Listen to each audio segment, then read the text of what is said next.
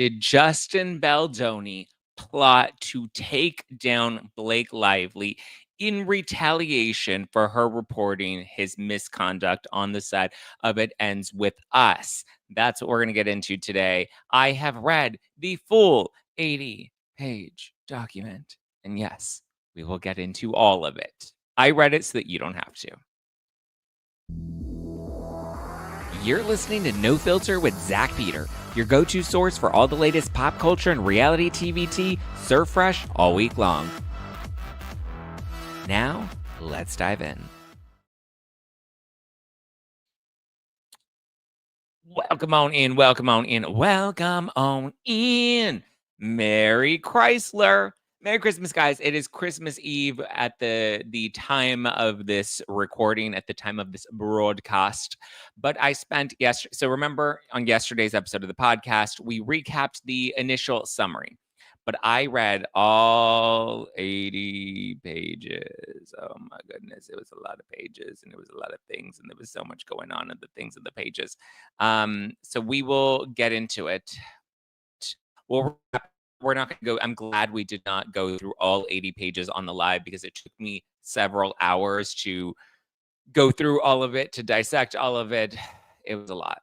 I'm glad I have made it on the other side. I have a lot of different thoughts and feelings and a mix of emotions. Laura says, Zach, are you sure the 80 pages weren't your Christmas list? I mean, shit. It was a lot. It was a lot to digest. There are a lot of allegations. We do have to remember that just because somebody makes an allegation in a civil lawsuit doesn't mean that it's necessarily true. They will have to prove that in court. So, yeah. And listen, here's the reality. I'm not going to come on here and immediately be, oh my God, all Team Blake, all day, every day. Because, and nor am I going to come on here and try to defend Justin Baldoni. I think that the truth is somewhere in the middle. I think that there are both sides that should be analyzed, but it's like, if we go through history and if we actually remember, some of these other cases that came forth with Jussie Smollett or Amber Heard, like, it's all very much like, oh yeah, we believe you, fully unconditionally up front. And then in the end, we found out that they weren't being the most forthright. They weren't being the most honest. And so there are a lot of allegations that are outlined in the lawsuit that I'll kind of briefly just recap as we go through it. But I just want you to know, before you get angry, before you get the pitchforks out, first of all, I don't care if you do, that's your prerogative. But my point is, I'm not going to tell you what you want to hear. I'm not going to tell you, what is going to be the most palatable on your ears, because it's going to validate you or me.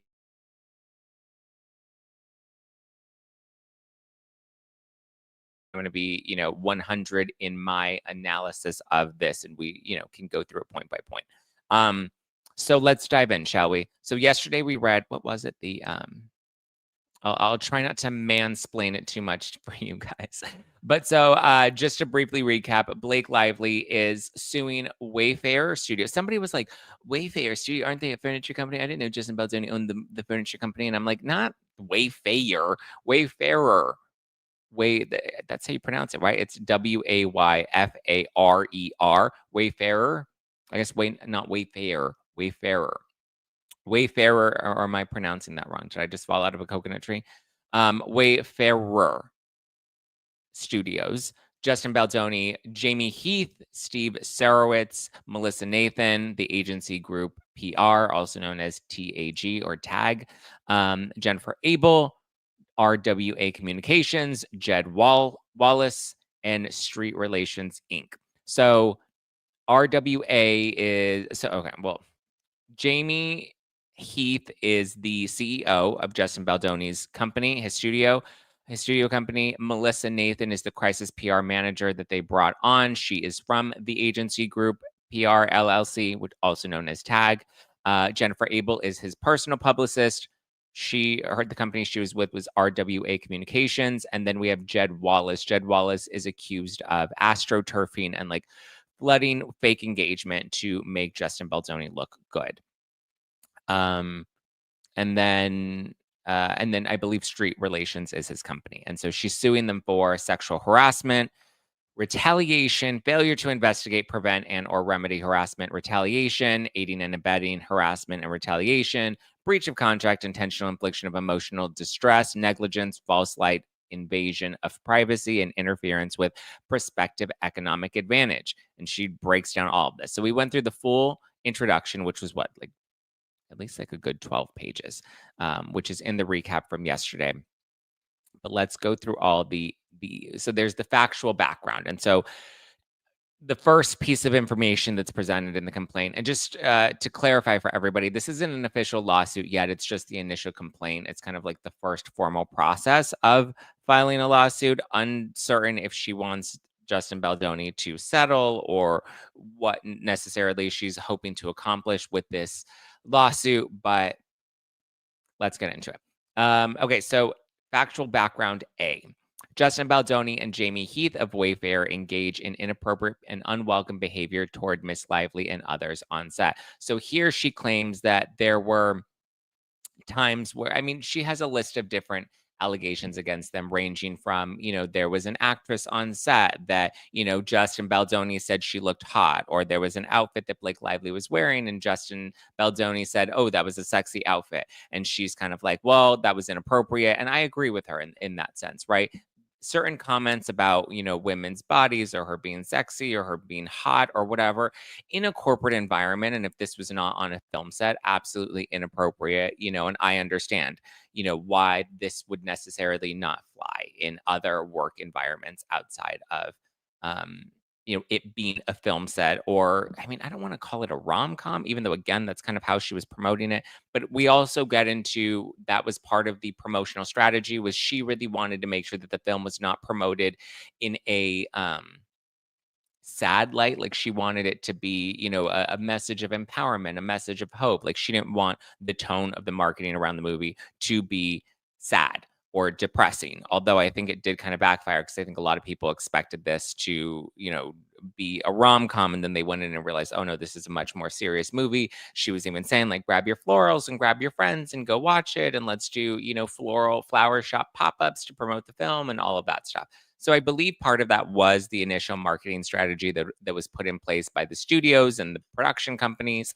However, and the PR team behind it. However, I do believe she had a heavy influence because she didn't want the film promoted in a sad way, right? Or that positions her character as a victim in any sort of way. But so, he made comments. I mean, some of the allegations do seem a bit far-stretched. Like, I do understand how, like, yes, telling an actress, she looks hot, or Blake Lively, that outfit is sexy on you, inappropriate. She said that there was an incident where he came into her dressing room and he was complaining about paparazzi photos, and how, the people online were saying that Blake Lively looked very disheveled. She looked old. She looked, she didn't look her best. And he came into her dressing room and he was crying about that. And she felt that it was really inappropriate that he was crying about these paparazzi photos. And she's just like, I want to look disheveled. I want to look like a hot mess, because, that's kind of part of my character. Is like, she's not supposed to look polished. She's not supposed to look all together. She's not supposed to look sexy. And it seemed like he really wanted to focus on, from my understanding of what was written in this complaint, it seemed like he wanted there to be more sex appeal to the women in the film, and she very much was against that. So it does appear that there were some creative differences even early on in the film, things that they're not seeing eye to eye on. Now, there are these little things, these little comments that he's making, that she is building a report against and wanting to file a report with HR. She claims that she went to Sony and was, reporting some of this behavior. She said in one sense, or there was one instance where she wanted to have a meeting with Heath, about Baldoni, and Heath came in and she was like, I was, not fully dressed. I had body makeup on and I was having them remove the body makeup. And he was like, well, we have to meet, like, or do you want to just meet now? And she's just like, no, I don't feel comfortable. I'm having my body makeup removed. And then I guess she did allow him to come in, as long as he, like, turned around and didn't look at her. And then at one point, I guess he did turn around and start facing her. And she's just like, you're not supposed to look at me. Like, I'm, not fully clothed. I believe, I'm assuming you don't have body makeup on, like, your nipples or anything. So I'm assuming it was more of she was topless, but maybe had some sort of covering. But either way, her dressing room is where she is entitled to privacy. And, like, that's not the appropriate time to be having a meeting. Again, I would like to know some of the context of some of these instances, because it does like, it is very inappropriate and I don't like it, but I'm just like, "Okay, well, at least let me hear the other side of the story to see if there's something that I'm missing here," because it just feels like they were being completely inappropriate for no real reason, which is possible and can happen in Hollywood, but somebody like Justin Baldoni is someone that, like, really flexes on how he's about female empowerment, and he wants to empower women, and he wants to dismantle toxic masculinity, so I'm like, "Okay, is he really this complete farce and fake that he's positioning himself as? Is he really this woke fake feminist that he's not actually behind closed doors?" It just a lot of questions that are raised, right? And even now, the cast isn't really standing by him. They're standing by her. WME just dropped him. That looks really bad. One of his co hosts on his podcast, she decided to leave the podcast this week.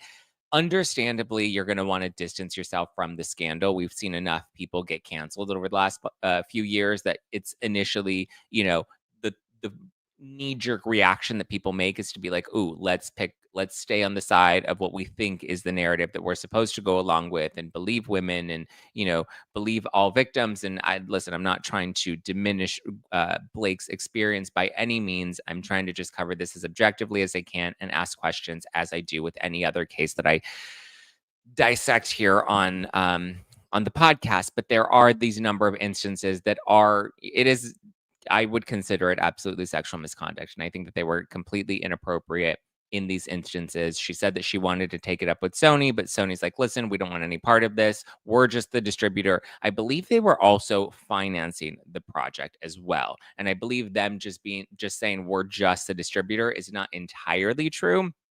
That's more of like a, we don't want to get our hands dirty. We don't want to deal with the what's going on in the day to day. So we're just going to pass the buck off onto Wayfarer, which is Baldoni's company, his production company that's producing the film. He's the director, the CEO of Wayfarer, also part of it.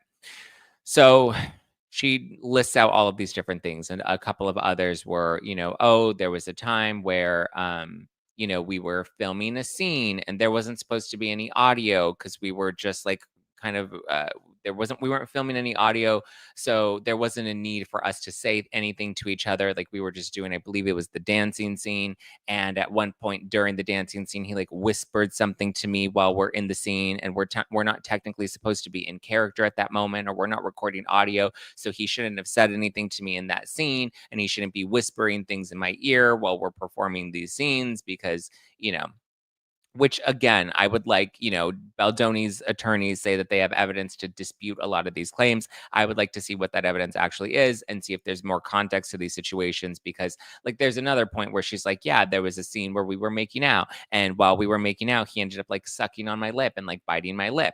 And like I didn't approve of that. And that wasn't the choreography that I agreed to."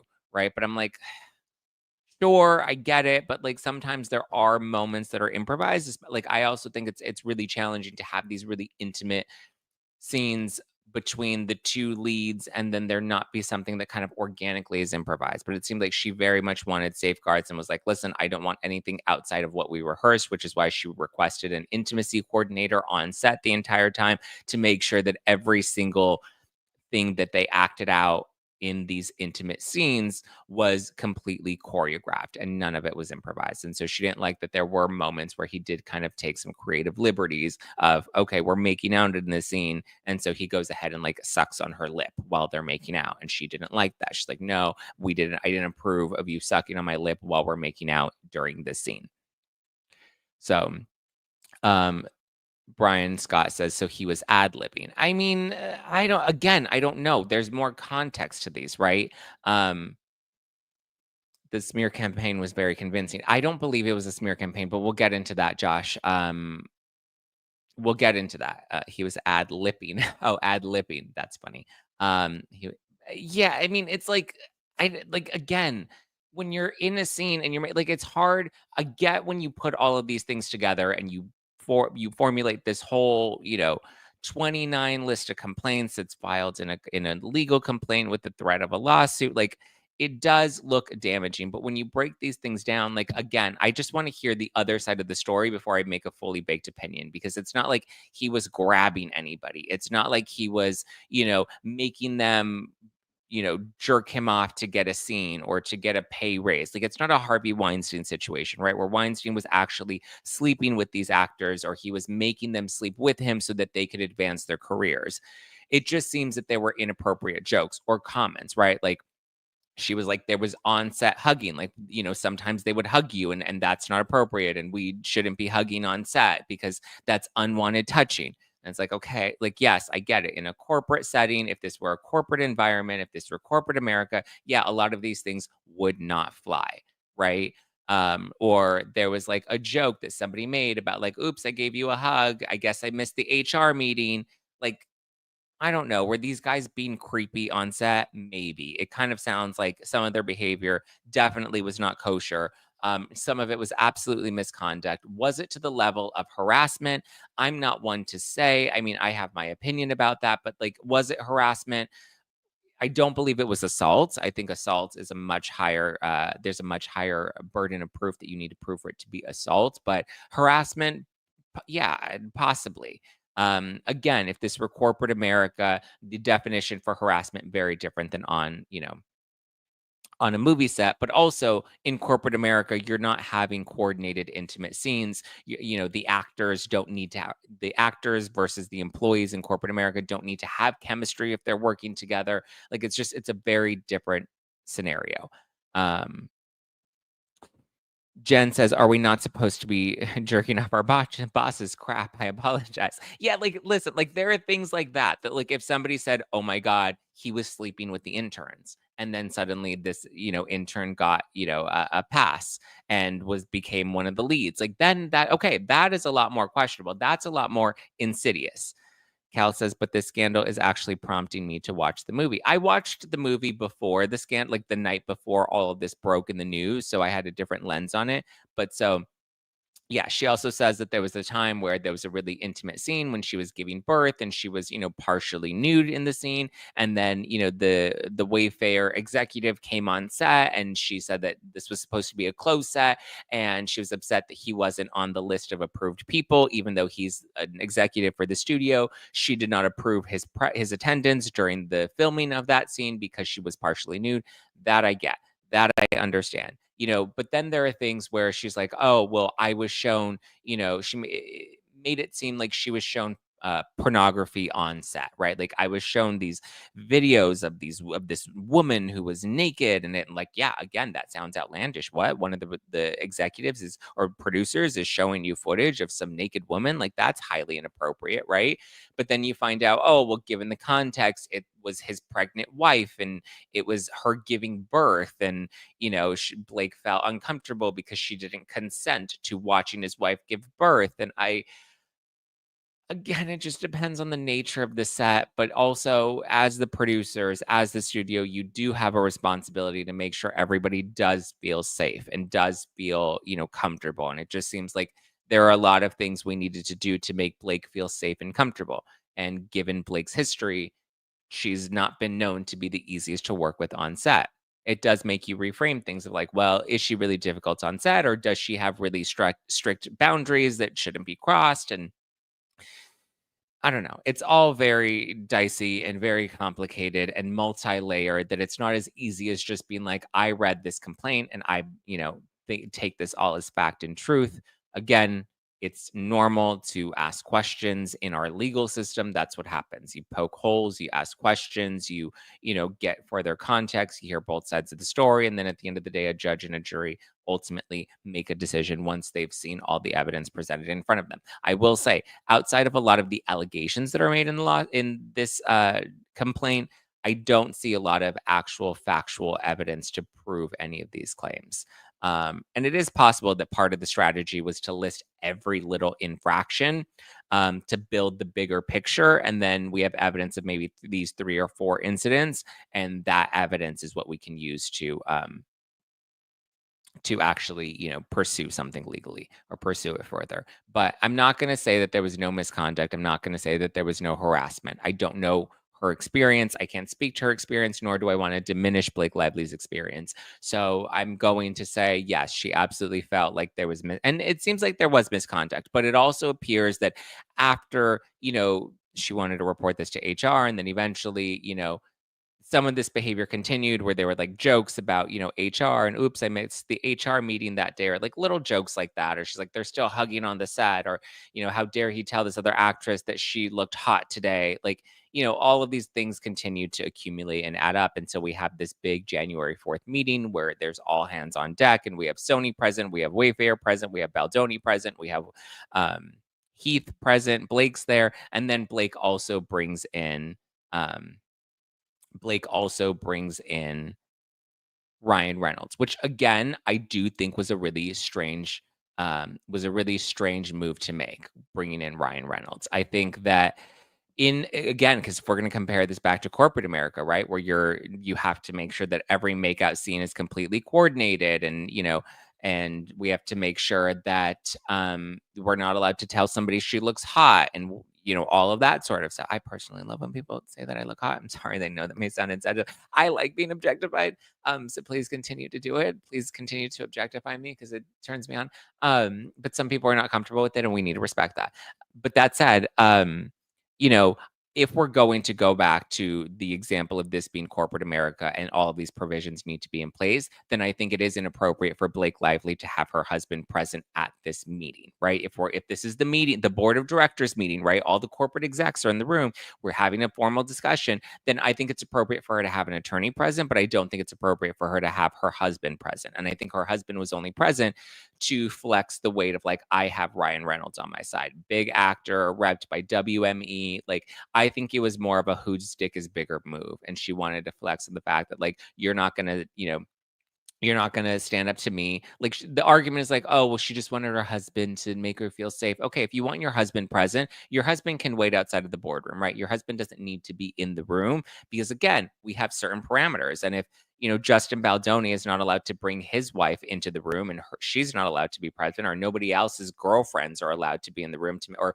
boyfriends are allowed to be in the room to make them feel safe, then I don't think it's appropriate that Ryan Reynolds was there. And then you see that Ryan Reynolds is rewriting scenes, and he's a lot more involved in the film than he should be. He's not credited as a producer. He wasn't an official producer in the film. So what was his like? Why is he then getting to come in here and make decisions and come in here and rewrite scenes? Like, how is that appropriate?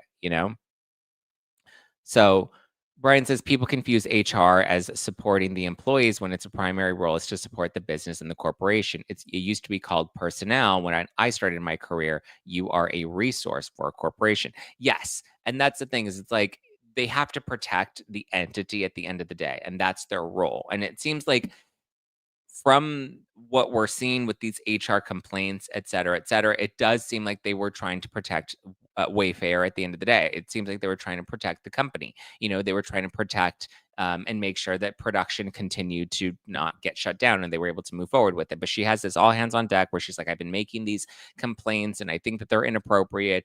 And so we have this, all hands on deck meeting. And it seems like after that meeting in the final month of filming, there was no other misconduct. Like it seemed like Baldoni and Heath were very much like, all right, we're just going to completely do whatever she wants and whatever is going to make her feel comfortable, whatever is going to make her feel safe. Like, let's do that. And it seemed like, we were able to get through the final month of filming. But in her, list, I don't want to say list of demands, but her list of provisions, her list of requests to make her feel safe. In that list of things, one of them was she wanted to make sure that there was no retaliation done in response to her filing these complaints or bringing forth these concerns. So, okay, got it. Which then moves us into the next piece, which was the PR takedown.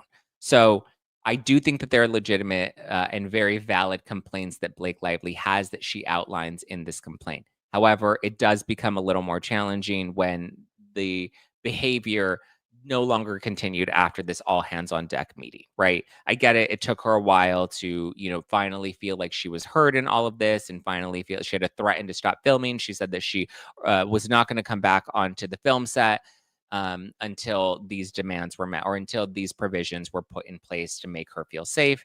And then their statement was essentially like, okay, well, we don't agree with everything that you said. And, we do understand that you have some concerns. Some of them we think are valid, some of them we don't agree with, but we'll make sure that everybody on set is safe. And so they went into that and they agreed, to make sure everybody on set was safe. And it seemed like there were no other issues in that final month of filming. Now, then we get into the promotion, right? We get into the press tour, and Blake Lively doesn't want to do any press with Justin Baldoni. He's not doing any press with the cast. We don't really get into how much of why that happened, um, but whatever.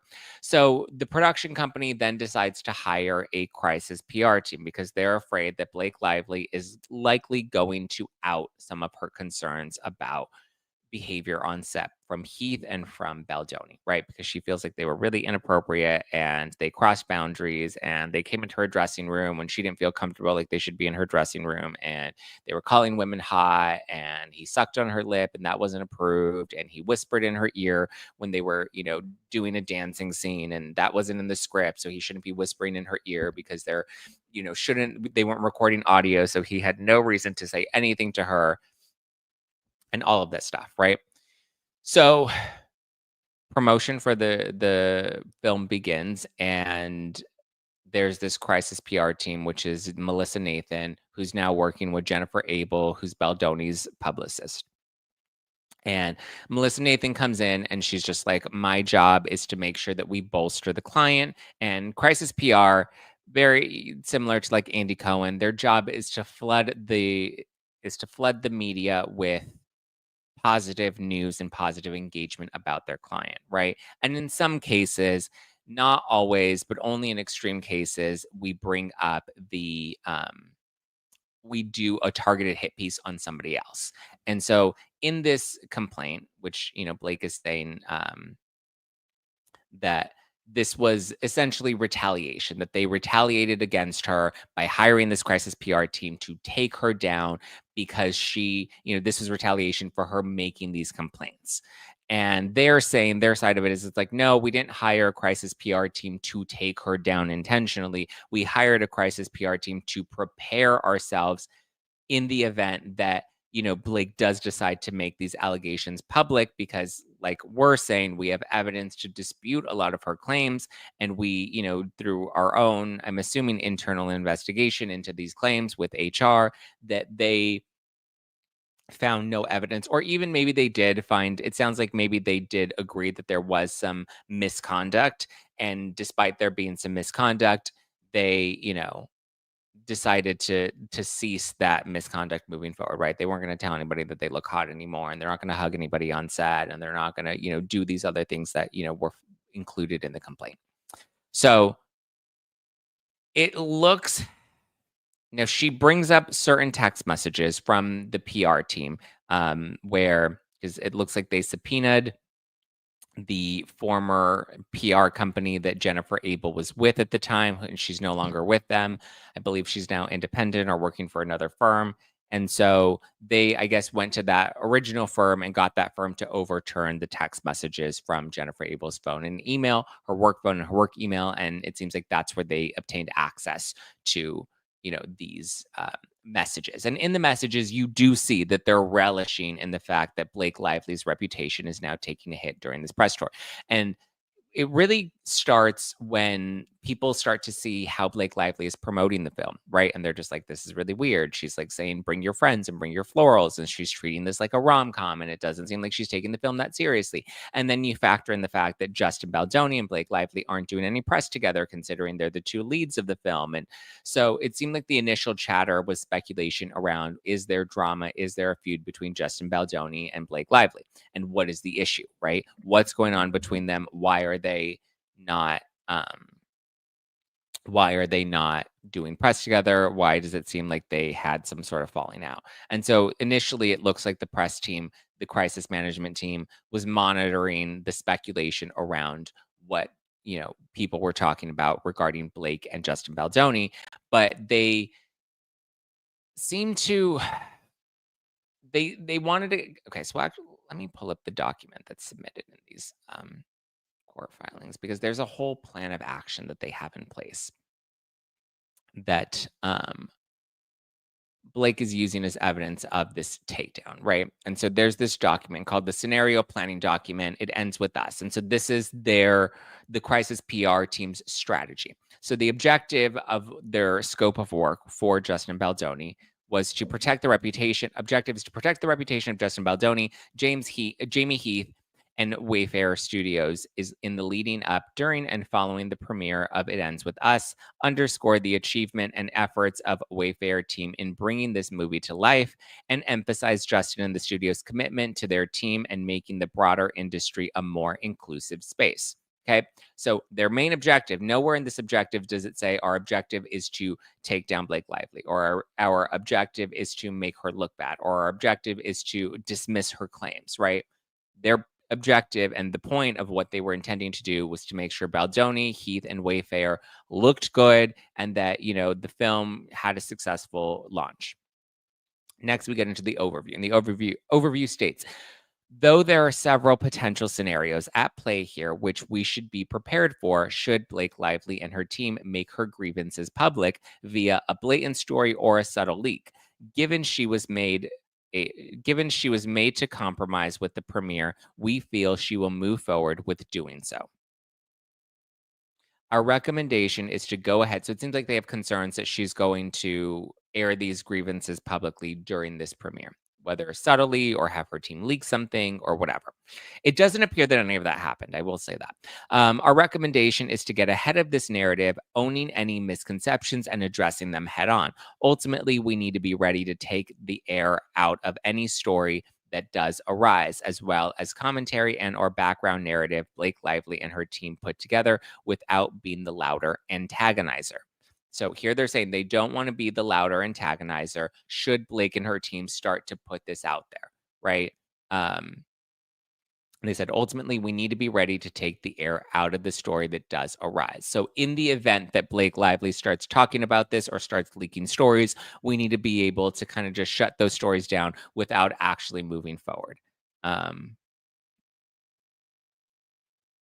tag team, which is the crisis PR team. So, the tag team will continue to monitor, flag, and respond to any media proactively reaching out / reporting on the issue, and will send regular reports on existing chatter that may arise. Additionally, our team's digital experts will continue to monitor and flag any online content related to the crisis and or mitigate if false narratives begin in the digital space. So it seems like they're very much on just the defense, right? They're here to monitor, and if they need to shut something down, it looks like their sole purpose is to shut the story down rather than to go on the offense and attack Blake Lively directly, per their own agreement, right? So then there's a crisis mitigation and rapid response. So, and then they have their bullet points listed out in the strategy. Our team will establish a rapid response communication system which keeps Justin, Jamie, and Wayfarer Studios abreast of new coverage and narrative trends in real time, both in traditional media and social media. Alongside Jennifer Abel and her team, we will manage media inquiries regarding the news on background as sources familiar. Okay, so they're going to monitor any press that comes out, potentially about any onset issues. Working with legal as appropriate, we will provide information to ensure our narrative is properly represented in any and all coverage. Okay, the narrative is that Justin's a good guy, and that the Wayfarer Studios made sure that everybody on set felt included and it's a safe environment. TAG will confirm outlets intending on covering the story, especially those impactful to Justin, Jamie, and Wayfarer's interests, are fully briefed on the situation, including and not limited to The Hollywood Reporter, Variety, Deadline, The Wrap, New York Post, Daily Mail, etc. So they want to make sure that the press is aware that there, could potentially be some story coming from Blake Lively, and they just want to make sure that, they are intending on covering Justin, Jamie, and Wayfarer. It says will confirm outlets intending on covering the story are fully briefed on the situation. So they want to make sure that they have background information should these instances come to light, right? Should it leak in the press, they want to make sure that they have all of the details from Justin's side that can dispute any of the claims that Blake is making. We will run real-time media monitoring reports with multiple daily updates on coverage that arises and impacts the PR teams have had on stories. Okay, so they're going to brief everybody as social media continues to move forward. Further, we will produce daily sentiment reports which capture the reach and attitude of opinions online related to the issue towards Justin, Jamie, and Wayfair. These reports will also qualify the level of impact these stories have and gradual decrease in interest post-crisis on this narrative. So their job is to keep an eye on the market, see if there are any stories, see if there's any media chatter, and flag it and keep everybody aware of what the narrative is online to make sure that they stay in control of the narrative. Preparation materials. Our team will develop clean top-line messaging outlining the facts in conjunction with Jen Abel and her team. Our team and Wayfair Studios will discern what assets pertaining to communication schedules, times when Blake Lively called out, etc., that we can share for off the record and or for context purposes with journalists. So they have their full arsenal of here's all our background information that can dispute some of the messages. Our team in Wayfair Studios, alongside with Jennifer Abel and her team, will catalog third-party advocates willing to provide a potential quote and or engage with reporters on Justin and Jamie's behalf to mitigate negative stories from a source outside of Wayfair. So they're trying to mitigate negative narratives. They want to stay in control of the narrative, and they want to make sure that during the promotion of It Ends With Us, the narrative is positive about Justin, Jamie, and Wayfair. Our team will collate a list of people who have publicly discussed their positive experiences working with Justin. Examples include Brandon Schuyler, Forbes, Colleen Hoover, Entertainment Weekly, etc.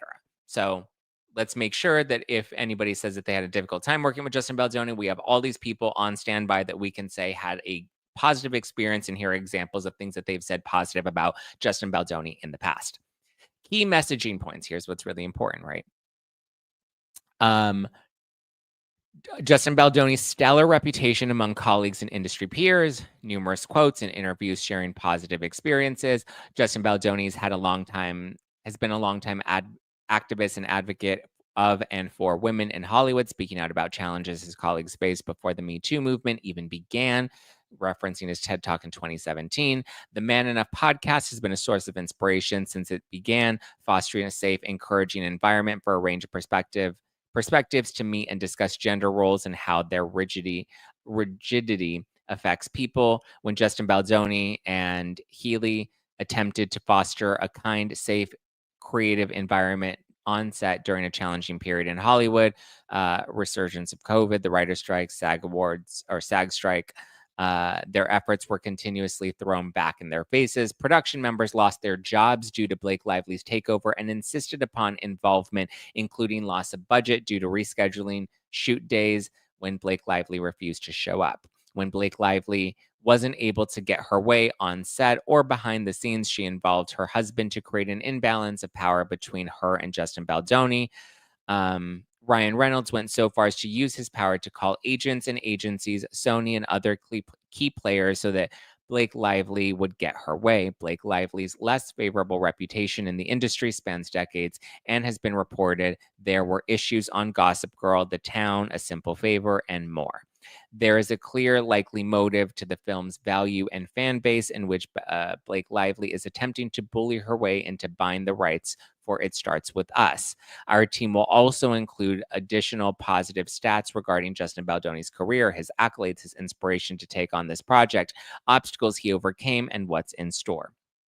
So these are all of the talking points that they plan to focus on if and when they need to talk to the press about these things. So there are some points in here that are, in counter to Blake Lively, right? They want to make sure that that we remember the issues that she had on the set of Gossip Girl on The Town and A Simple Favor.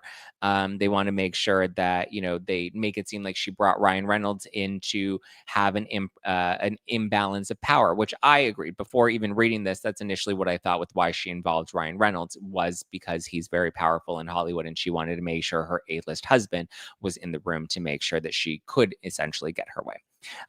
So even though there are bullet points where they really want to focus on how great Justin Baldoni is, it does look like they are prepared to also remind everybody about Blake Lively's behavior in other movies and give additional details when it comes to like Ryan Reynolds. Then they have an if then plan of action. And so they have three different scenarios of if this happens, then we'll do this.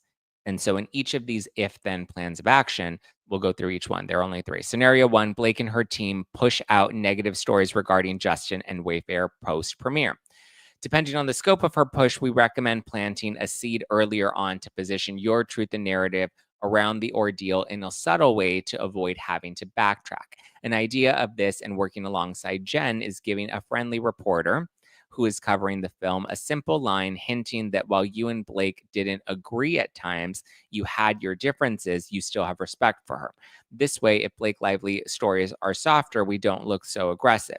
If it's a hit piece, then we can tee up reporters properly that there were issues with her. We would also ensure the story is broader about the film and inspiration so that the line is one part out of a larger piece. If her team is working on a longer lead negative narrative, we would be given a short heads up in advance of the story and would alongside Jen correct any inaccuracies in fact checking, mitigate false narratives, and point reporters towards a third party advocate who can speak positively on your behalf. We would then brief people with a more robust version of the facts, executing a background approach using third party advocates and off the record conversations with trusted friendlies to depict the truth of the situation. Targets would include popular industry newsletters, targeting industry peers, studio executives, investors, and social media, targeting Justin Baldoni's fan base and those of the novel, as well as trades of the mainstream entertainment. Background information would include background briefing would clarify any misconceptions, what was taken out of context, or what can be chalked up to a simple misunderstanding or communication. And then it goes on to all the other background things that they want to include. So that's scenario one, right? They would be on the defense. Then we get into scenario two. If Blake Lively hints at her experience in post premiere coverage, either in an interview, op ed, or otherwise, our prediction is that Blake Lively will address her experience on set in upcoming press, and she will not name you directly, but rather pepper in Easter eggs alluding to your involvement, being mindful not to completely jeopardize her potential involvement with the film sequel while planting seeds of doubt and speculation, especially amongst the passionate fan base. Blake Lively and her team have already begun to plant seeds around this in insisting promotion be kept separate. So she was insisting that they don't work, that they don't do any press together. Fans have already begun to speculate on socials that something is amiss. These pieces will likely come out following any potential hit piece and or coverage from the premiere. Our recommended approach would be to provide reporters who reach out for comment, should it be focused that she's referring to you, with appropriate background information to ensure that their stories are balanced and that speculation can be turned to another one of many people she's had issues with working with, such as Leighton Meester, Anna Kendrick, Ben Affleck, etc.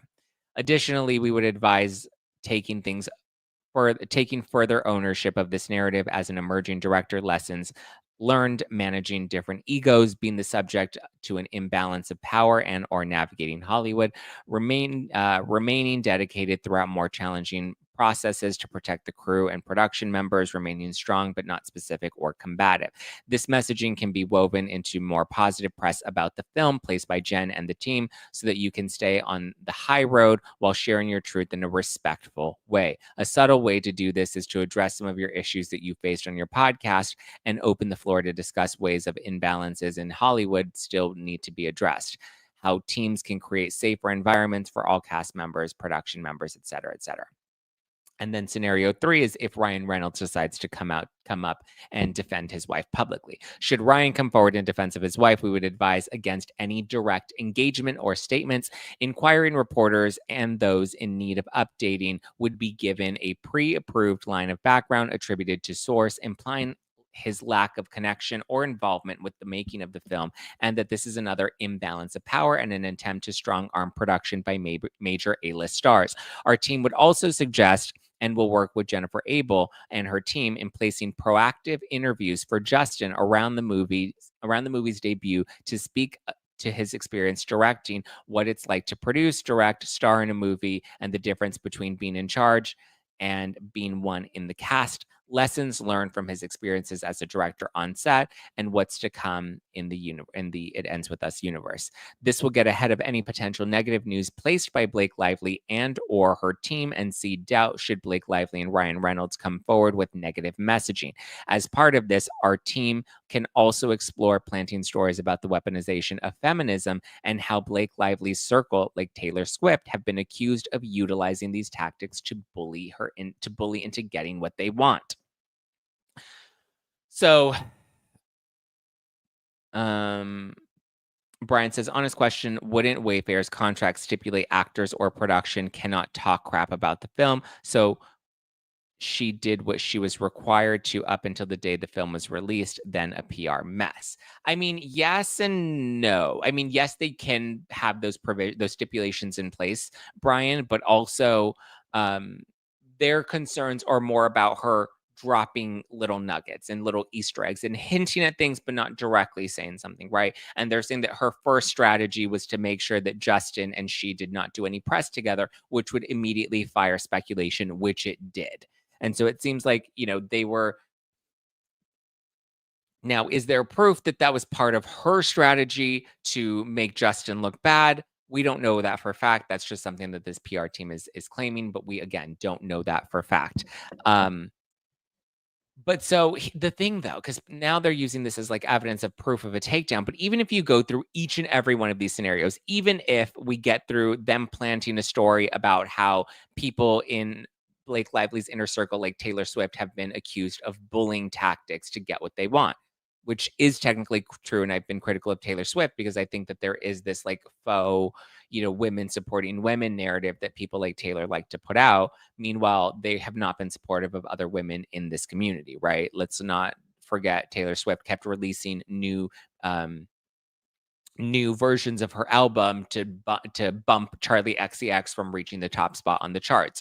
So, and that's something that people have seen a pattern of with Taylor Swift in the past. So, them resurfacing that, it seems like they were prepared for whatever Blake Lively was willing to do. Okay. Now, everything outlined in this plan, though, is more focused on let's make Justin Baldoni look good so that we're proactive, right? They're proactively trying to make Justin Baldoni be positioned as a feminist, as a good guy, yada yada yada, right? It seems like their strategy was to remain proactive. However, what ended up happening was people did start to speculate about Blake Lively and Justin Baldoni and if there was an issue, and there were some articles that did start to come up, and some of those articles are shared in the text message exchanges with Melissa and Jennifer, the two PR people, the publicist and the crisis management manager. And they are like, oh, look at here. There is some speculation. Don't worry. We've already reached out to some reporters. They're ready to, publish articles on our behalf should we need them to. And so there's a lot of that chatter in these text messages. However, and they do share certain articles of like, look at now people are picking up on this, but it's purely speculative. There aren't any real strong details. Nobody's really getting into, the nitty gritty. Nobody's talking about the harassment on set. And they're very much trying to make sure that these allegations against Baldoni and Heath don't become public. Again, they seem confident that they have evidence to dispute some of these claims. And on top of that, on January 4th, when there was the all hands meeting, it seemed like none of this behavior continued after that. They had the meeting, everybody was on the same page. It was a very, strong armed meeting. Therefore, none of this behavior continued for the remainder of production, which is to me kind of like, okay, well, we accomplished what we were hoping to accomplish, right? We had concerns, we were raising our concerns, we didn't feel like our concerns were being met, but finally we put our arm down. We have a whole meeting with everybody on board. I'm threatening to not film the rest of this movie, which she did. She threatened to not film the rest of this movie. If this behavior didn't stop, the behavior stopped, and then everybody, moved on for the final month of production. Now, when it comes to this PR strategy, it appears again that they were remaining proactive, but it doesn't seem like they ended up taking the hits that they needed to take. Now, if you go more into these text messages between Jennifer Abel and Melissa, then you start to see that they're relishing in the fact that the internet is starting to go wild, right? And so part of the strategy too is in addition to monitoring social media, there was also the Well, there are allegations of astroturfing, right? I haven't seen any proof, and I would assume there would need to be some sort of metadata that would need to be dug up in order to prove that the astroturfing and the fake engagement was, actually happening from, what's this other guy's name? What was his name? JD. Let me confirm that his name is JD. Jed Wallace. And so Jed Wallace, he runs some sort of social media engagement company where, he does do this astroturfing, which is essentially to plant all of this fake engagement, but, the intention is to plant all of this positive engagement about Justin Baldoni so that the conversation online and the algorithm continues to favor positive information about Justin Baldoni, right? And make sure that they're promoting DV awareness and doing all the stuff to like make sure the film is presented in a positive light rather than making it about the drama between Blake and Baldoni. So it seems like at least part of the strategy was to not negatively affect the film, which it doesn't appear that it did, even though now the whole film is tainted by this. And I don't think that there will be a second movie. I think at this point, how does the movie move forward? Baldoni owns the rights to a second movie. Blake Lively likely will never work with him again. And it's like, how do we then move forward? And they were the two leads of the film that, like, again, how do we move forward with this? Fernanda says, I do remember the first thing that happened were the leaks of Baldoni, something about her weight and her trainer. So they were right to make a plan. Yes, there was these rumors going around that Baldoni was asking how much Blake Lively weighed. So it does appear that somebody that was not on the team of Baldoni was leaking certain information. So you're right. They may have been ready. They may have um had a reason or a right to be proactive and want to make sure that they protect their client and the film and the studio. Because I do remember hearing that. And then, but the interesting thing is once that started to circulate online about like, oh, well, he asked about her weight. Then there was suddenly a story that came out that was like, oh, yes, he asked about her weight, but it was in relation to a scene where he had to pick her up. And so he was concerned about how, if that was going to affect his back injury. And so, and then people are like, oh, well, that's kind of plausible. So it does. So we could play within the realm of possibility, right? It is possible that somebody on her team leaked that he asked that on set. And that's part of the reason that they're not doing press together is they had on-set tensions, right? And, her team was like, oh, yeah, he asked about her weight. And that sounds really bad. And then his team was already prepared, briefing the reporters on like, well, here's the context behind these allegations. So here's here's the additional piece of like, yes, he did ask about it, but he was asking about it because there was a scene where he had to lift her and, there was a something to do with his back injury. And so he wanted to make sure, whatever. Um, and then she does claim in this complaint that there was never a scene where he picked her up. I felt like that may have been in the like scene of them kind of dancing together on the rooftop. I don't know if anybody's seen the movie, but there is a scene where they're kind of, doing some sort of choreography together on the rooftop. I don't know. I didn't go into the movie looking for the scene where he lifts her up, and it doesn't appear that that scene ever ended up making the final cut of the film. But yes, so it does appear that there were leaks coming out, possibly from her camp, and there was his team that was ready to counteract those, right? They were ready to, make sure that there was context added to these certain situations. Whereas with Blake, she's making it seem like there was this whole takedown. But then like we also forget that while all of this speculation is going around, we're starting to see people call out Blake's behavior in some of these interviews, right? And they're like, she's awkward. She's like, there was like a question about like, what do you suggest that fans do if they want to, what did they one of the reporters out like what would you suggest, like how can fans reach out to you if they want to talk to you about their own experiences with DV? And she's like, what do you want me to give them? My address, my phone number? Do you want my social security number too? Like, what do you want me to give them?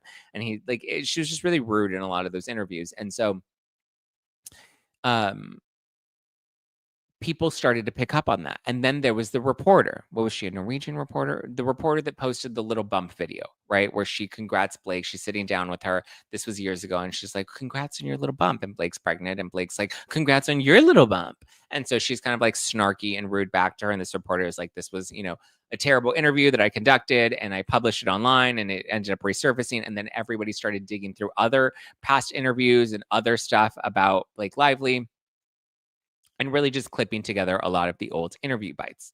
And in these text messages that you see between the two publicists, they are kind of relishing in this. And they're like, oh my God, LOL, we didn't even need to do anything. The internet was already doing, like, the internet is going wild. Like, this is really good. This is really positive for us. Like, we didn't even have to implement our strategy yet because the internet seems to be, digging up her old stuff anyway. Because if you look at what was part of the plan of the strategy, none of those things were really coming to light. There wasn't an article about, Taylor Swift bullying, her way into power. And that's what Blake Lively does. And she surrounds herself with other people that like to craft a victim narrative around themselves and bullying other people into getting what they want.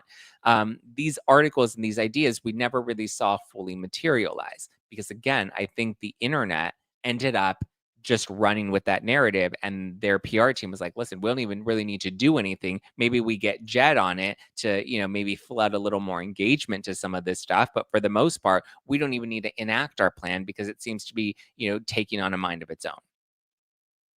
So I don't know if I don't believe that they had a plan to take her down.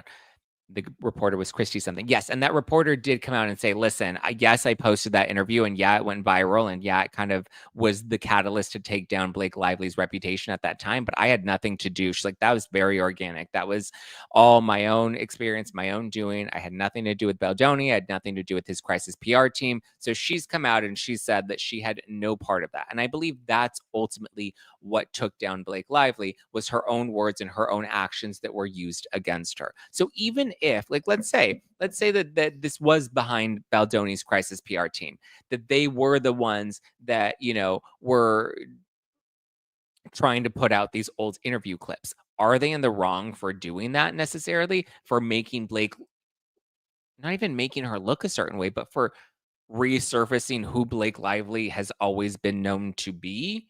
Are they wrong for doing that and saying like, hey, this person has reportedly been difficult. She's been known to have issues with people on set. She's been known to try and bully her way into getting what she wants. Is this, like, if they were like, let's just say that that actually did happen. Are they the reason that her reputation tanked? I don't know. Is it I mean, I guess the argument is it retaliation for her reporting this? I don't think it's retaliation for her making these reports of misconduct, but I do think it was to prepare them in the event that any of this became public, that they were ready and on, the defense ready to go or on the offense ready to go. Brian says back entries were just voted the 2024 injury of the year. That's funny. Yeah. Laura said, yeah, they had to plan to help their client. I don't see that as a smear campaign. Sarah says, does that make everything go away? I'm asking, not citing. Does that make, what do you mean? Does that make everything go away? Which part? It's Missy says, if this goes to court, I hope she wears florals. Missy. Listen, I'm not disputing the misconduct. I will say that again because I feel like people will take a lot of what I'm saying out of context as well because it's not immediately just, bowing down to Blake Lively's feet and shunning Justin Baldoni. I think that there's a lot more to the story. I think there's a lot of context that we're lacking, and I think I would like to see it all presented in front of me before I make a real formal opinion about this. Sandy says she is going too far to bury Baldoni. Okay, so here's the thing. If you look at classic crisis PR, the plan that they had in place was a smart strategy and something that would be effective maybe 2-3 years ago. But the real takedown plan, the way you do it now is not just to do an op-ed we saw Amber Heard do that, and that didn't really, make a fuss. And then we saw Jussie Smollett, come out with his story and he tried to go to the press with that. And this is what happened. They tried to utilize the press and it ultimately ended up backfiring them in the long run. The real way to bury somebody is to sue them. Because most people will just believe whatever is put in a civil lawsuit without adding context, without adding detail, without getting background information, without listening to both sides of the story. And that's what we're seeing happen now. And then you get the whole complaint that's leaked to the New York Times, and the New York Times already has all of these articles teed up, and the New York Times has the downloadable PDF easy and accessible and ready for you to just download it and read it, so that any blogger, writer, podcaster, YouTuber can just download that one document, read through it all themselves, and suddenly, feel smart about it. Like, to me, this feels like a smear campaign. And that's the new strategy, is to use lawsuits to then flex your weight, right? When you can no longer just utilize the press. And it seems like Baldoni was he was two steps behind, right? He was utilizing the traditional, let's go to the press, let's make sure we have sources behind the scenes, let's make sure that we have stories that we're ready to plant should we need to go that far, which none of those stories did end up getting planted. Or the series of stories that were in the press that took her down, none of them really materialized. There were a couple of them that did materialize early on regarding the speculation between Blake and Justin Baldoni, but none of the actual headlines that came out were part of this takedown strategy. I think the new takedown strategy in Hollywood is through a lawsuit. You look at it, like, that's how they took down Weinstein. Now, granted, Weinstein deserved to be taken down, but like, that's how they took him down. I mean, I guess it was the Ronan Farrow, uh, Rose McGowan article, but I think that's the new strategy, and we've seen it happen, right? Look at what happened with Erica Jane. She was named in all of these lawsuits, and immediately her reputation tanked. And it's not because they actually believed that Erica Jane had any culpability, but they were using the lawsuits to get press coverage so that they can bring more attention to the situation. Lori M says, having Ryan Reynolds as your husband doesn't hurt. No, it doesn't. And it actually helps. And I think that's why he was dropped by WME. I think it was like you have to pick me or them, you know? WME was like, we're not going to lose Ryan Reynolds and Blake Lively. So yeah, let's go with, um, let's drop Baldoni. That's the better choice. And listen, this is traditional cancel culture strategy. Anybody that was canceled in the last, 5, 6, 7 years, there was always some big catalyst, and then everybody started to distance themselves, and then the teams dropped them, and it just ended up like it all kind of continues to trickle down this way. This is just the newest strategy on how to cancel somebody, is with a lawsuit. We're not even at the lawsuit phase yet. Nothing's actually been formally filed aside from this complaint. But suddenly people are like, "Oh my god, it's all true. Oh my god, he's the worst."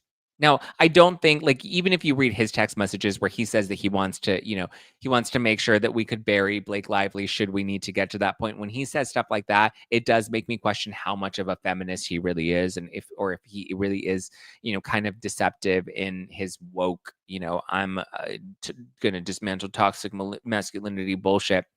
I don't think he's that great either. But again, right now we're just focusing on the allegations she's making. Bethany Franklin was talking about this on Instagram. The guy doesn't have enough money, so why is Blake trying to sue?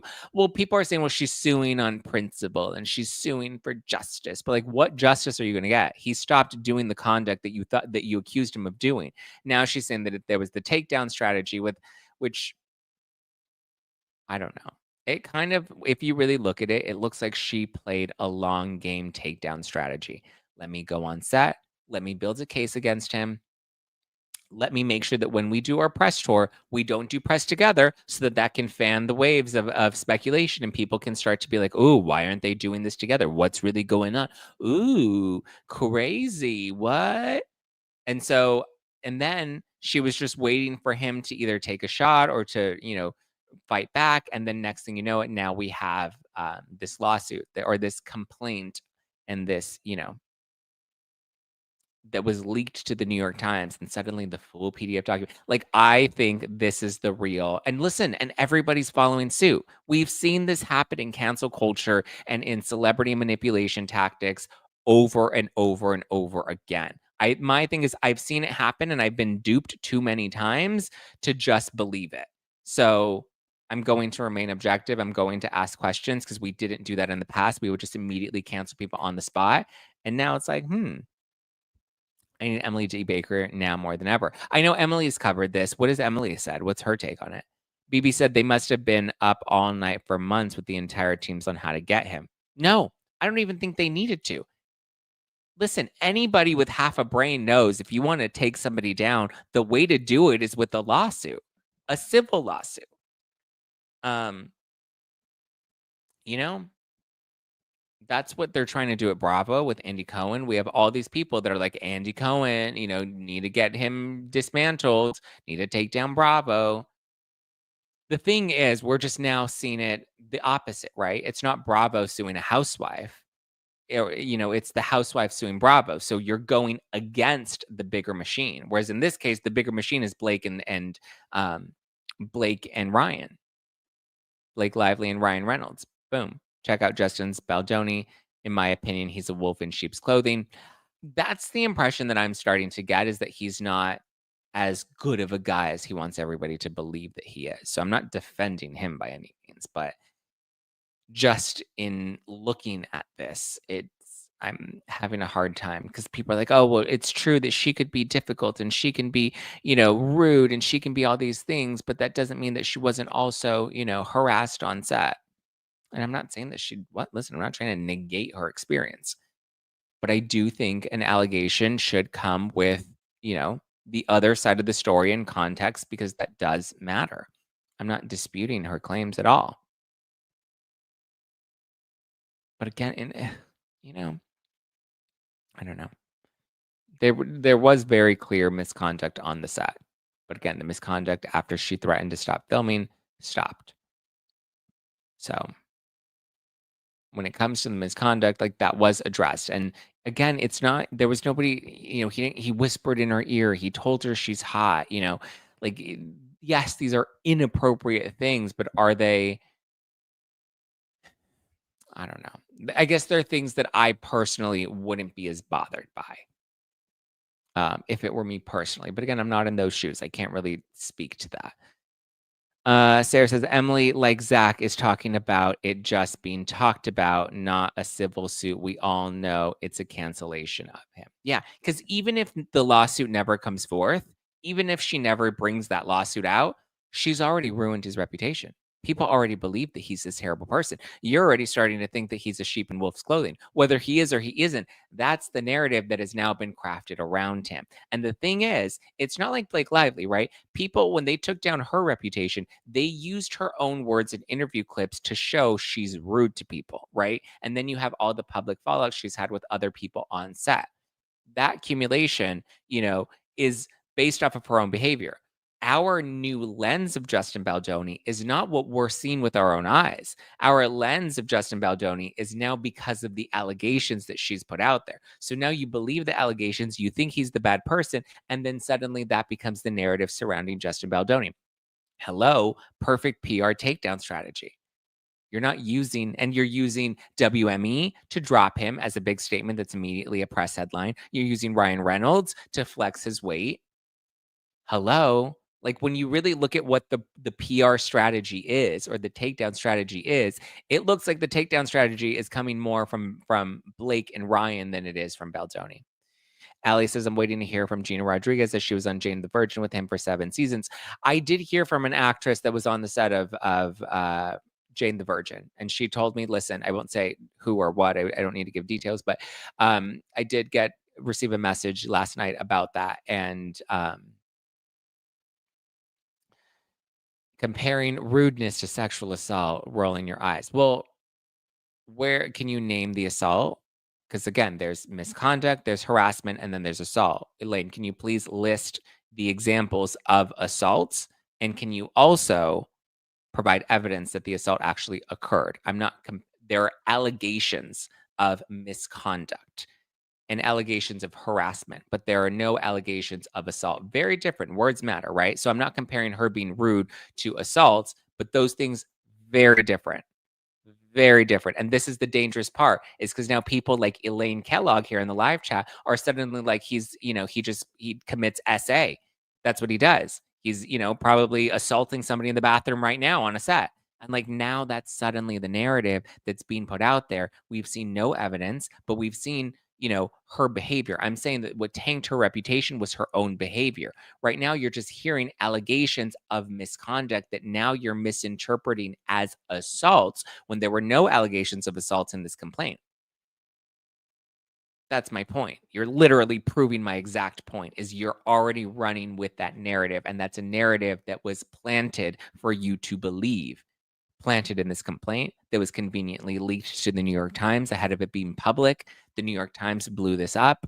Like, I know it's what is it? It's harder to believe that you've been duped, or it's easier to be duped than it is to be convinced that you've been duped.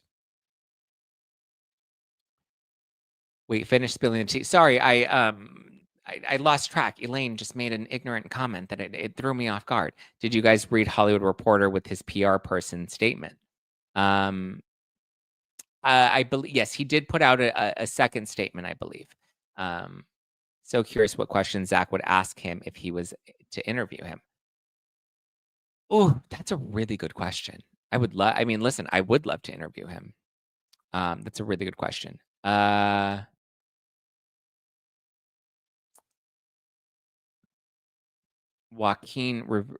Rivera says, my opinion is because of his own words and choices and who he pretends to be has nothing to do with what her side's narrative is.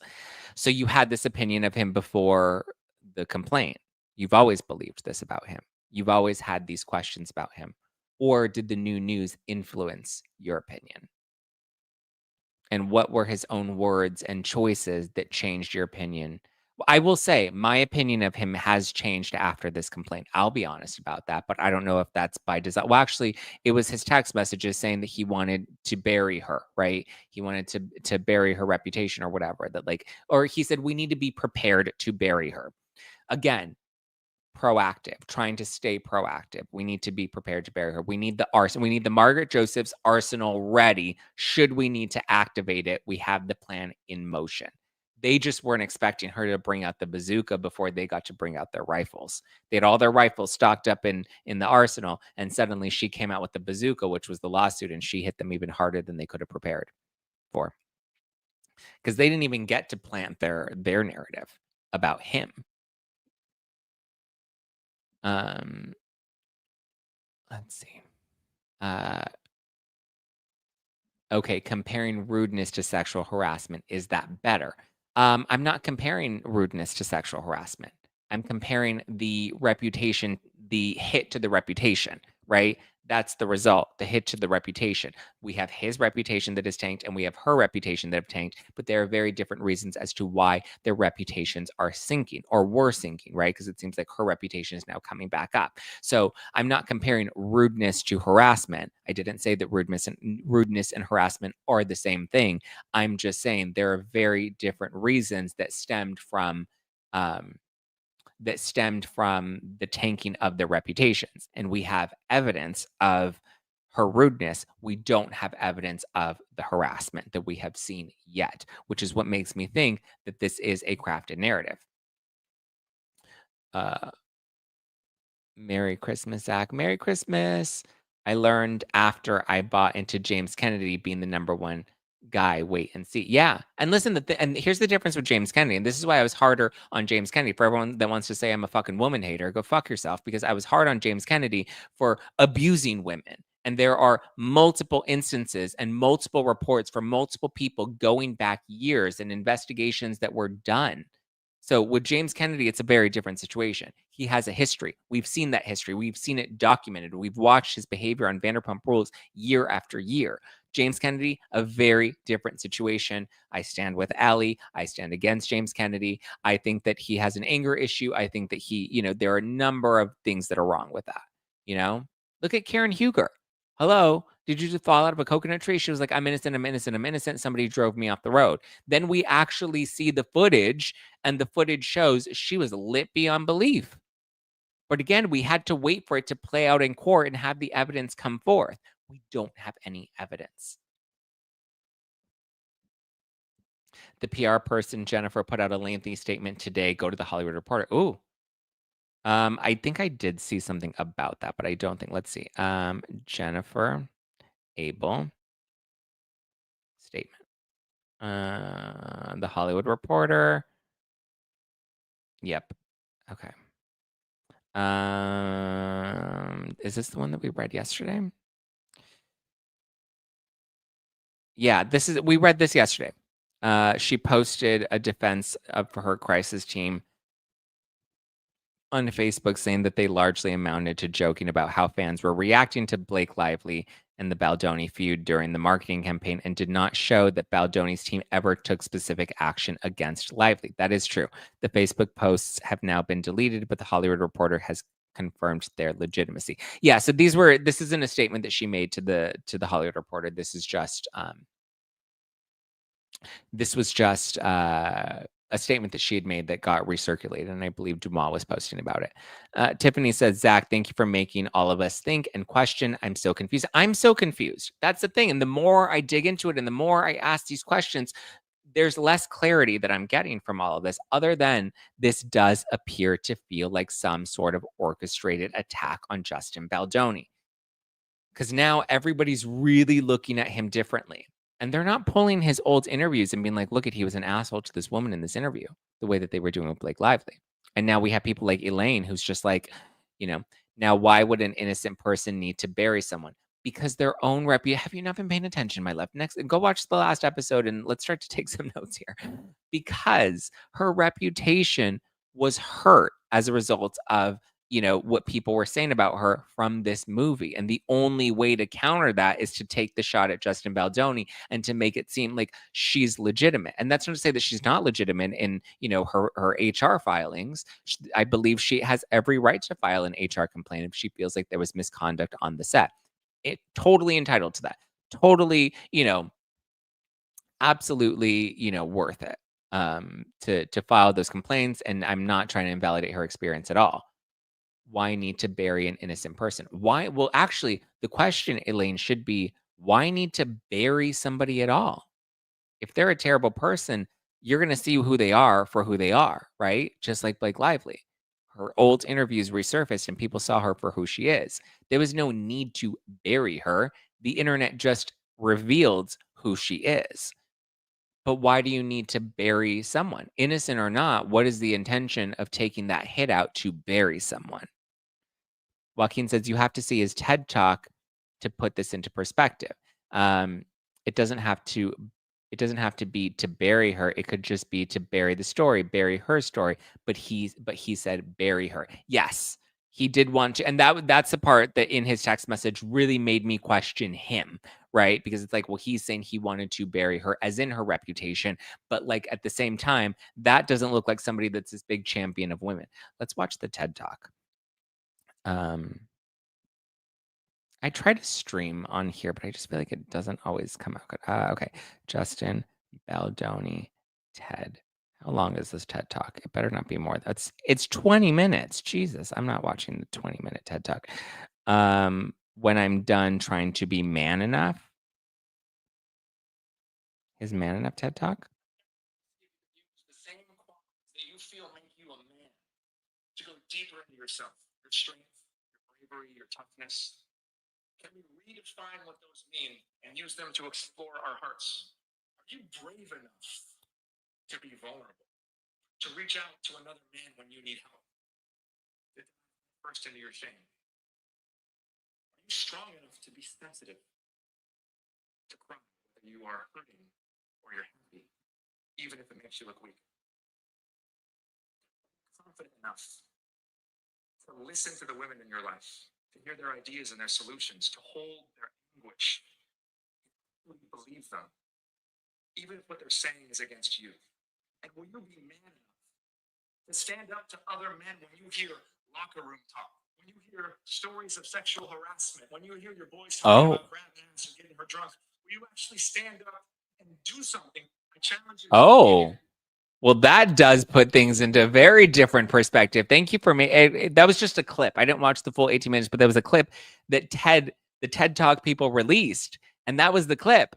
And that's where he's saying, will you stand up to sexual misconduct? Will you stand up to, locker room talk? And it does appear like a lot of these allegations sounded like locker room talk, but he's saying not even that is tolerable.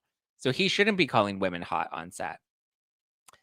very interesting. That does make me continue to believe that maybe he's not as much. And I've said this, I don't think that he is the person he wants us to believe that he is. I'm sure he's a nice guy, but I don't think that he's the person that he wants us to believe that he actually is. Um, Gwen said nothing in that complaint seems to be worthy of a sexual harassment lawsuit. His behavior seems annoying and weird, but Blake stating that he kissed her for too long in a scene and that she was spread eagle during a birthing scene. Yeah. I mean, again, these are little things that I feel like we're picking. I mean, I don't want to say little because I don't want to diminish like her feelings in this, but it's like from my perspective, I'm not a woman. I know. I know nobody's gonna grab me by the pussy. I get it. But like I don't know. Like I tried to be such a champion of women, but like at the same time, I'm like, this one's just a really tough one because it's like, listen, it is layered. It is layered, layered, layered.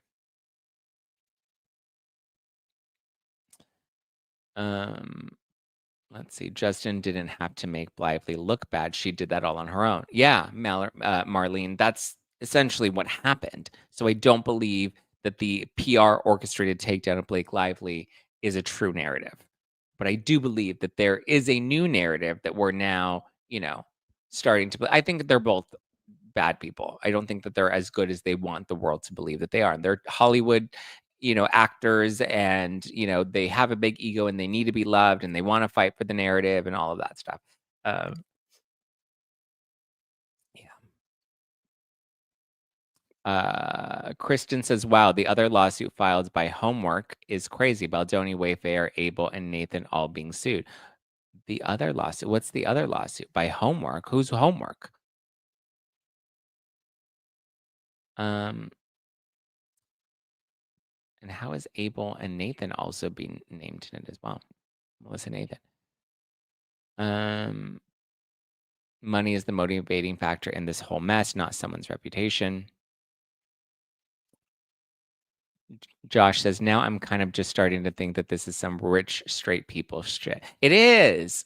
Oh my God, Josh, I'm glad you're saying that because I've been like going back. Like Donna's been like, so like Team Donna Ball. And she's been like, Team Blake and Zack, you're crazy. And how are you not seeing this? And I'm like, Donna, I'm reading the documents and I'm, just trying to be objective in a lot of it. And we're not seeing the same thing, my love. Like I hear you. It's not hunky dory in Hollywood. It's not hunky dory in Hollywood.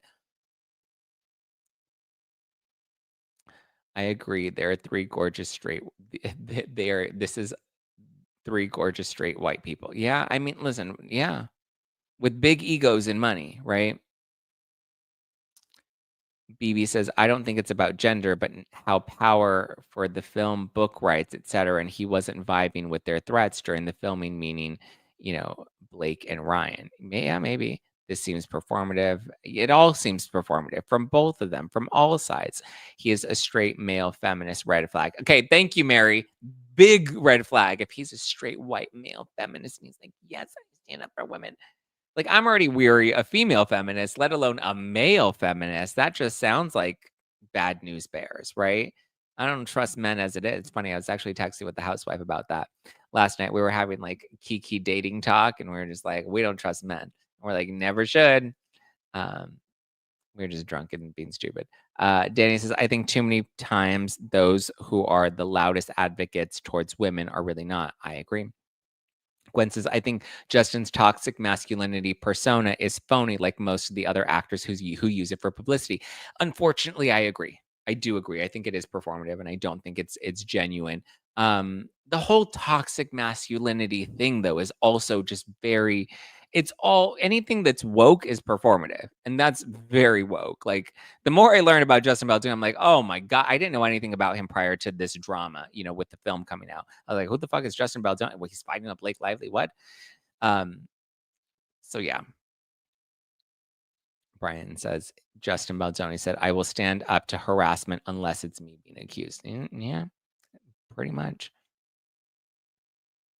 Manina says, I agree, Zack. Both are messy and egotistical. It's a battle of the egos. Yeah, that's what I've been saying. It's a battle of the egos. I'm sure Blake and her crisis team were also saying they need to bury Justin. I'm sure. And listen, they're burying him, all right. Look at how fast the tides have turned. They are burying him, and people think that it's a smoking gun. He's not great.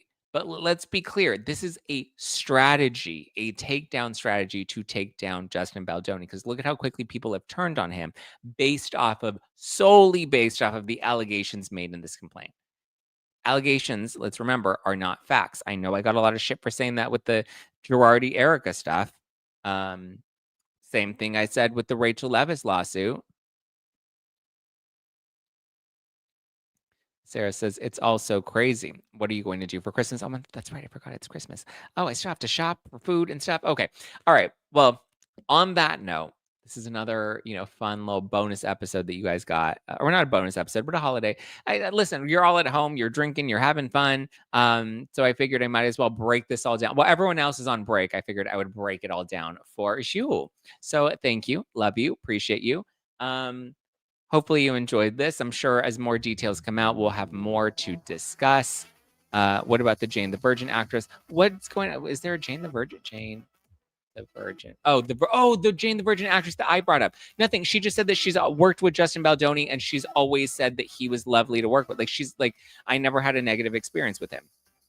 That was really it. She was just like, I have never had a bad. She's like, listen, I know that there's people talking about him, but I've never had anything negative to say about him. He was always very lovely when I worked with him on set. He was a great guy.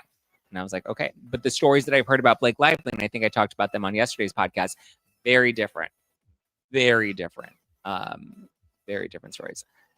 Danny says, Zach, you are one strong bitch for living in LA with all those superficial crazies around you. Listen, I grew up here. I'm like Kyle Richards. I'm from this town. And in this town, I can always spot a fake. So I know these bitches. I see through all of them. Even the ones that I have to be friendly with. I see through all these bitches. All right. They ain't got shit on me. I'm from this town, baby. All right. Give me a follow, Just Plain Zach. Have a happy rest of your week. Have a Merry Christmas. Happy Hanukkah. Because I know Christmas and Hanukkah are both this week. So I'm sending you guys all the love. I appreciate you. Kwanzaa, if you celebrate Kwanzaa, happy Kwanzaa to you too. I celebrate Christmas, so I'm going to say Merry Christmas, Merry Chrysler. Jesus is the reason for the season. Give me a follow, Just Plain Zach, if you want to keep up with me and my holiday shenanigans, or follow the podcast at No Filter with Zach on Instagram. All right, guys, I love you. I hope you enjoyed this episode. If you did, please be sure to leave a review on Apple Podcasts. You can leave comments on Spotify. You can leave a comment down below on YouTube. Be sure to hit the like button on your way out if you enjoyed this episode. And I will talk to you later. I love you. I appreciate you. Merry Christmas. No episode on Wednesday because it is Christmas Day, but I will be back on Thursday. So. All right, guys. Love you. Appreciate you. Talk to you later. Bye.